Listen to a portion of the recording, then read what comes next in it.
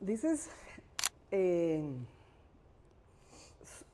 no puedo decir emocionante, es, me quebranta el corazón. This is like my heart goes, not broken, how do you say that word in English? Like I feel so sensitive about it, like so thankful to God to hear what we're about to talk. And I do feel privileged to be able to start this podcast with you, talking about your story. We can say testimony, but I think it's your story. The story that changed your life, and it has changed, and I know it's going to change many lives. So how do we start this? With who you are, what's your name, Yeah. Everything. Go My for name is Julio Cesar Otero Alvarez. That's the whole name. That's the whole name. We have to say the whole name. I'm 25 years old. I was born and raised in Cuba, and I came here when I was 8 years old. And my entire life, I was brought up atheist. Because My parents didn't have a specific religion. they never talk about God. No. They were never against it, but it was never taught at home. So I kind of just grew up my whole life, with certain questions about God and the Bible. But you did have questions. I did, yeah. When you were little, how Yeah. old were you? Tell me about 12, that. 11 years old. What were those thoughts? Or I was just wondering, well, you hear about God, but then you question why you were never told about him growing up. So then, in being introduced to him at a later age than when you're a baby, it almost felt like just another invisible person that people make up, But this one had much more power to it because it's the creator of the universe. So then you're like, okay, well, that's a big deal to make, it's a big claim. So yo siempre estaba como, I'm gonna do Spanglish. No, we Is will. that all right? Yeah, we will. I have to. So yo Definitely. siempre estaba como curioso por eso. Like I was like, I don't know, it's a big claim. So I was just had a lot of questions about it growing up. And I'm just thinking right now, not only you did not grow up hearing about a God, but you did know about witchcraft. Yeah. Were you raised like that? Like, Yeah, I tell mean, me a little bit being about born that. and raised in Cuba, your grandma, or your neighbors, todo el mundo, everyone had like un San Lázaro or un Elegua or all that stuff. Elegua means, what was that? I mean, I was You never don't taught it tampoco. My parents were just like, no, all of it, including that, is kind of just, depending on the person, whatever they choose to believe. But it was never like, no, this stuff, stay away from this. Yeah. This stuff is true. Yeah. So it was kind of all same playing field. Right. But just out of curiosity, you see your mom, or not your mom, but your grandma and your neighbors have that kind of stuff at their house. And and you go, okay, that's the same thing as Jesus. That's the same thing as any of these other gods, Yes. Because you don't know anything about it. Yeah. So, Yeah. and then you came here to this country when USA, so we're here. Yeah, we're in United America. States. United States. So you came here to the United States at what age? I came here when I was 8 years old. It 8 was years on old. my birthday. My dad and my mom and my brother, we left Cuba and went on a plane to Canada. And then we went through the Niagara Falls to New York and then plane down to Miami.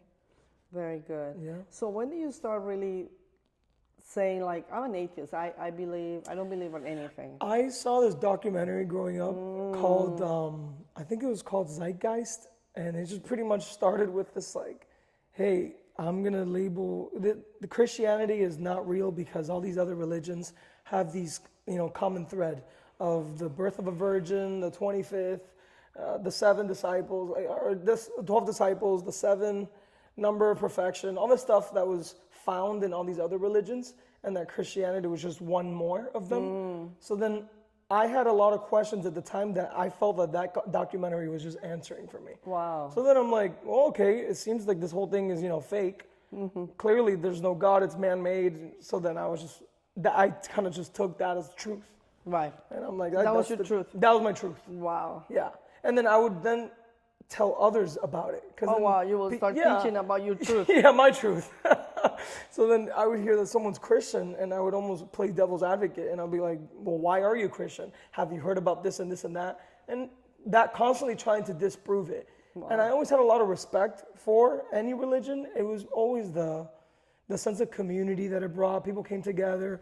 And I'm like, Coño, like this world already sucks. If people can at least come to terms or agree on one thing, then that's nice. Good for them. Good for I them. won't be a part of it. Oh, okay. You know? Because you didn't want to believe, or you didn't want to just be in a religion? Yeah, I didn't want to be in a religion. And my biggest thing was that I knew the type of morals or ethics or even like rules that Christianity was setting, and then everyone that called themselves a Christian wasn't following it. Oh my goodness. So then I'm like, well, what does that say about your religion? You know, like clearly it's not working for you. That's a you great know? subject. So That's then as an something we atheist, can- that really kept me away from religion for a long time, just seeing Wow. how other Christians didn't live out their Christian ways. Yes, yes, wow.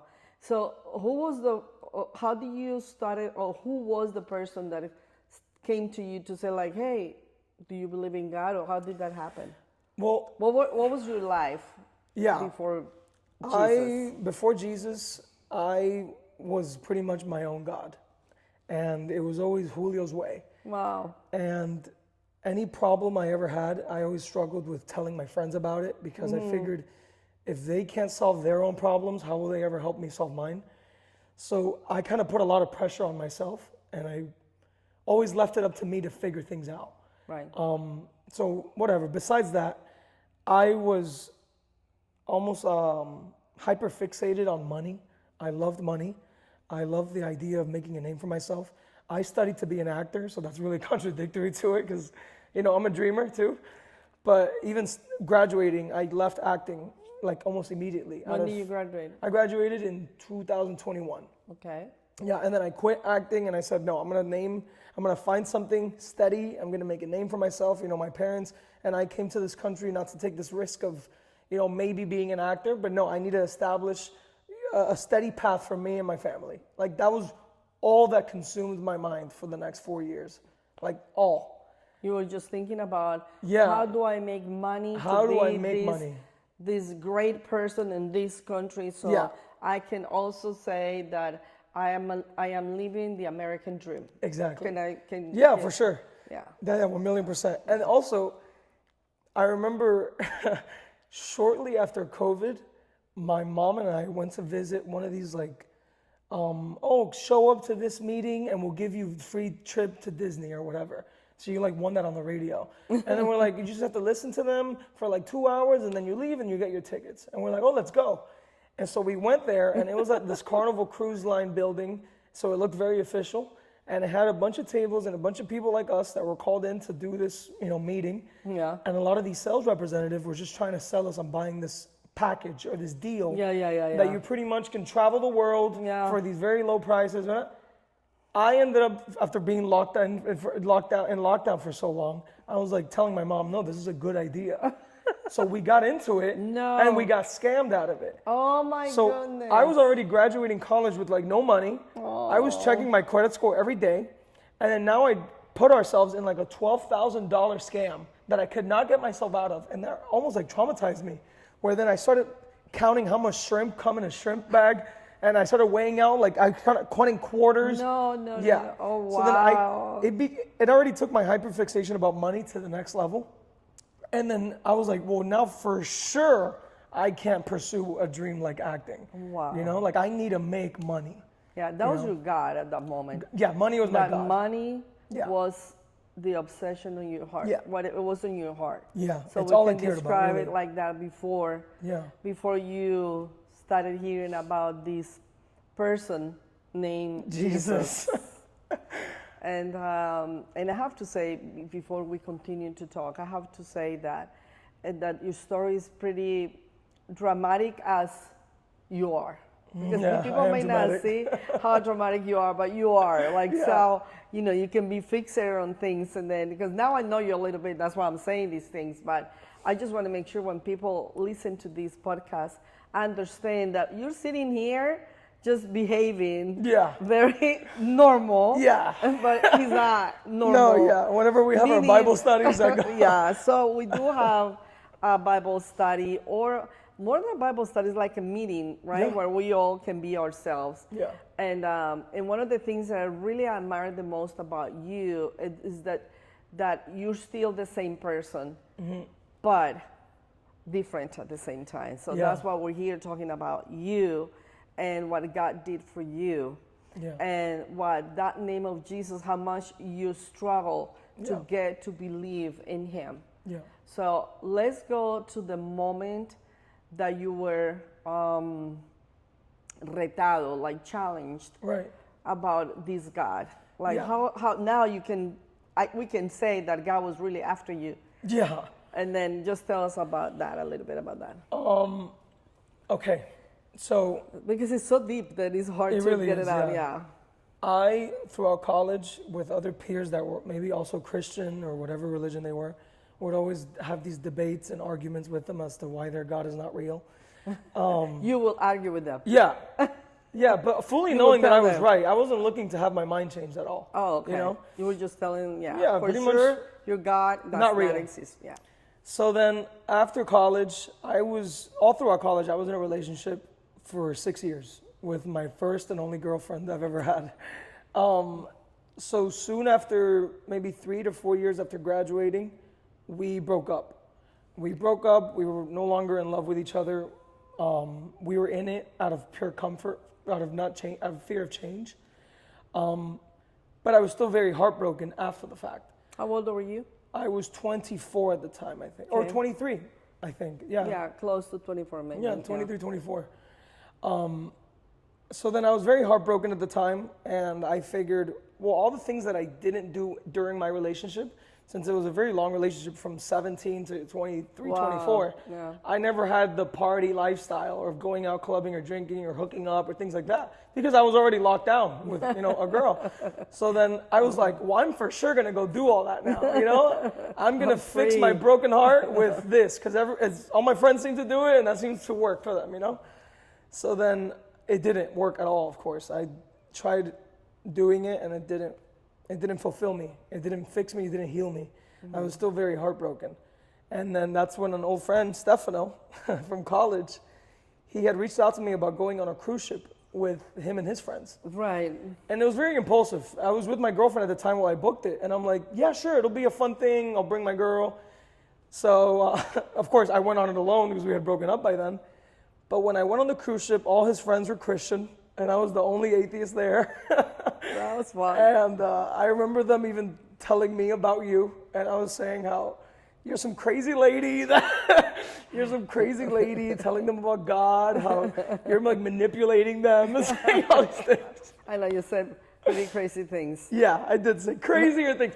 Yeah, this is the PG version of the story. Yeah. Because I was a very bad boy. I mean, I was cursing and saying a lot of horrible things about her. I love you. I love you so much. I didn't even know her at the time, by the way. Yeah. But yeah, Jasmine was pretty much telling me, well, I think if you spend a week with her, you'll be Christian. And I was like, saying all these horrible things, whatever. So we had all these arguments on the cruise about God, and the same arguments that I would always had in college. I started having it with this group. But this group was very different because they seemed to have been very, even though so young, just like me, Yeah. very spiritually mature. Yes. Because this group was, for a lot of the time, agreeing with what I was saying, no, a lot of Christians do live hypocritical lives, Yes. We do struggle, and then showing just the nature of our nature of sin, that is of humanity. They almost used that as like the need for Jesus, the Wow. seeking for salvation. That's so great. Yeah. Which I had never heard that argument before. Yeah. And then I'm like, oh, okay, so you're aware that you suck, because I suck too. But then you also are aware that you need help, Yes. but you're actually doing something about it. I'm not. Totally. I'm Yeah. just staying in my I suck. Yeah. So then I'm like, okay, well, I respect that. I like that. I like that what you're saying. So then, they allowed me to say prayer before every meal on the cruise, which was a big why? deal. Well, will you ask them to let me say? I offered to do it, and Why? Stefano, because I naturally, even before Jesus, always gave just thanks. Whether it was the universe or the higher power or nothingness, even just in the moment, I felt a lot of gratitude in my heart. When I was surrounded by friends and food and laughter, I'm like, oh, I'm so thankful for this moment. And a lot of friends made fun of me for that, but it's true. Like I do it all the time. And then I figured, that's just what giving grace is. It's Yes. just directing that gratitude to Totally. God.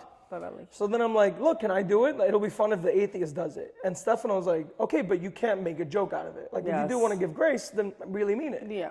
And I really did mean it every time. So then I was giving grace, and I knew that it felt good after every time I did grace. You know, and I'm saying the words like Jesus, and giving grace to God, fully not believing in this guy at all. But I knew it made me feel good. So then whatever, the cruise is over, and Stefano had told me about Bible study, or about these meetings that we're having where we can just, talk about our lives and talk about God and get to open the Bible and read more about Jesus. Yes, that's the way we do it. Yeah, so then I'm like, you know what, look, I'm open to it. I don't want to hate on your religion. So then I started going to them, and I remember that was the first time I met you. Yeah, we met. Yeah, we met that and night. I was very just quiet. And I remember Stefano, you were very quiet. And you didn't respectful. Talk a word. Yeah. And I remember Stefano and Jazz, they've known you for a long time. So then they kind of gave me like a heads up, being like, hey, she could be a little intense. She may call things out in the moment if she feels like she needs to. So don't feel like that's her, cornering you or things like that. And I remember thinking, oh no, I can't give this lady an inch, like she's gonna put my whole life in front of this whole people. Yeah. So then I was very guarded. And I remember thinking, You were like, all right, I'm here to listen, but I'm not going to give at all because I'm scared of, being called out. So then I remember you asked me, I did? Do you believe in God? Oh, wow. And then I said, no. And I was honest. And I said, no, I don't believe in God. And you go, why? And I go, well, I feel like I don't need a God to tell me at this point right from wrong. Because I felt like that's really what most people used it for. It was as a form of guidance. And I didn't feel like I needed guidance. In reality, I really needed guidance. Right. Because I was very lost. It was still very fresh from the heartbreak.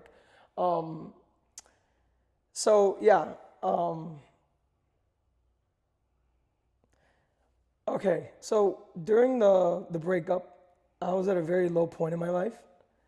And this is something that I hadn't really shared with many of my friends. But I had a lot of thoughts of killing myself. And that's very...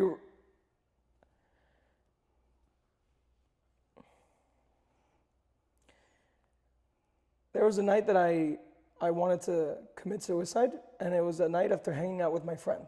And I figured, during this breakup, if my friend can't even give me this reason to just keep living, what do I have? I have nothing. So then I remember my heart was hurting a lot, and there was a lot of pain in my heart. And I wanted the pain to stop, and I figured I'm just gonna, stab my heart. And I wanted to, very dramatic, but it felt like that. It felt like I can trying to grab it, and I can't grab my heart, and I'm I need to kill it. I need to kill my heart. Yeah. And I remember I was there, and I had my knife, and I was in the floor of the bathroom, and I'm thinking, I'm really gonna kill myself right now. Oh wow. And then I thought, oh, imagine I stab my heart and I don't die. How embarrassing, But I'm thinking, yeah, this is it. I'm going to do it. And then I almost had this moment of looking at myself on the floor with a knife, thinking about putting it in my heart, and thought, whoa, what am I doing?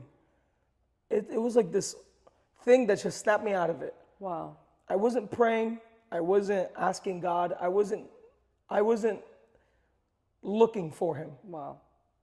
But there was something I saw at church recently that was when your kid falls, as a parent, you don't wait for the kid to run to you. As a parent, you're running to the kid. That's right.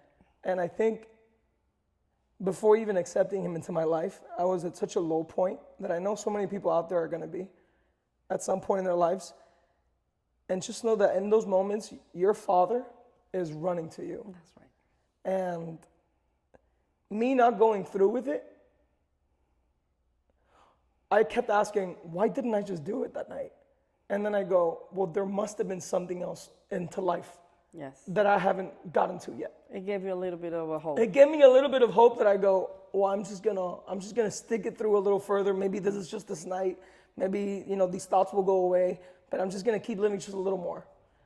And then that's when I started going to these Bible studies. It was just incredible. That's crazy. But I think at that moment, if you think about it right now, that moment, there was a battle between evil Yeah. And you know, like Satan and Yeah. God. The moment I was just- learning about spiritual warfare, Yeah, I probably was that moment, thinking a the huge war that was battle. going on to take someone's life or to Yeah. save it Yes. is insane. You were just by yourself. Just by myself. And that's how the enemy, Yeah. some people don't understand that, but that's what the enemy does. Yeah. And that's why we're doing this. The reason that we really are putting these things out is because we need people like, if they feel right now like you felt, to understand that there's a God, that he cares Yeah. for them. And I wanna stop right now what we're doing, because I really want to continue to do this in a very in a way that people will keep looking for what God has done in your life, for them to see what can they receive from God, just the same way you did. Yeah. Because your story can impact a lot of people, young people, even adults, old people that maybe feel the same way.